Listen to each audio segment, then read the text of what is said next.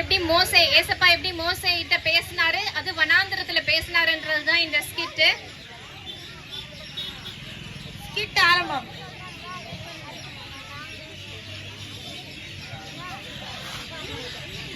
மோசே மோசே,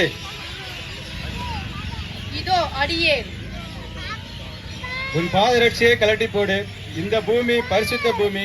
நான் உன்னை அனுப்ப போகிறேன். என்னால் முடியாத ஆண்டவரே, நான் தகுதியற்றவன். அப்படி சொல்லாதே மோசே, நான் உன்னை தெரிந்து கொண்டிருக்கின்றேன். இல்லை, வேண்டாம் ஆண்டவரே. நான் போனால் நம் அணியில் உள்ளவர்கள் என்னை ஏற்றுக்கொள்ள நம்பவும் மாட்டார்கள். மோசே, அவர்கள் உன்னை ஏற்றுக்கொள்ளவும் நம்பவும் தக்கதான அடையாளங்களை உனக்கு தருகின்றேன். உன் கையில் இருக்கும் கோலை கீழே போடு.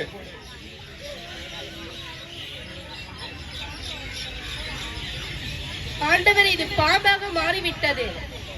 மோசே, அந்த பாம்பின் வாலை பிடி. ஆண்டவர், இது மீண்டும் என் கோலாக மாறிவிட்டது. என்ன ஒரு அதிசயம்!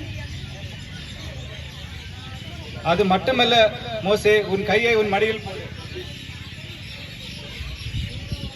ஐயோ ஆண்டவரே, என் கையில் வெண் குஷ்டரோகம் பிடித்து விட்டது. மீண்டும் உன் கையை உன் மடியில் போடு. அருமை, என் கை முன்பு போல் மாறிவிட்டதே. இதை போய் நம் அணி வீரர்கள் அனைவருக்கும் செய்து காட்டு. அவர்கள் உன்னை நம்புவார்கள். எனக்கு திறமை அல்ல, என்னால் சரியாக பேசக்கூட முடியாது. திக்கு வாயும் மந்தனாவும் உள்ள நான் இருக்கின்றேன். நான் உன்னோடு கூட இருந்து பேசுவேன். நீ தைரியமா போ, நீ வெற்றி பெறுவாய். இல்லை ஆண்டவரே, பயமாக இருக்கின்றது. எனக்கு பதில் வேறு யாராவது அனுப்புங்கள்.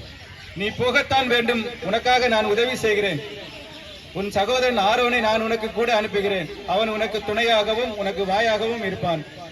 சரிங்க ஆண்டவரே. புரிஞ்சுச்சா? ஸ்கிட்ல என்ன சொன்னோன்னு புரிஞ்சுச்சா? ஒரு சாதாரண மனுஷனா இருந்தாலும் ஏசப்பா கிட்ட இருக்கும் போது அவன் எப்படி இல்ல, சாதா இல்ல ஸ்பெஷல். அவனை கேப்டனா ஏசப்பா உருவாக்கிடுவாருன்றதான் இந்த ஸ்கிட்ல காமிச்சாங்க. ஸ்கிட் போட்டவங்களுக்கு கிளாப் பண்ணிடலாமா?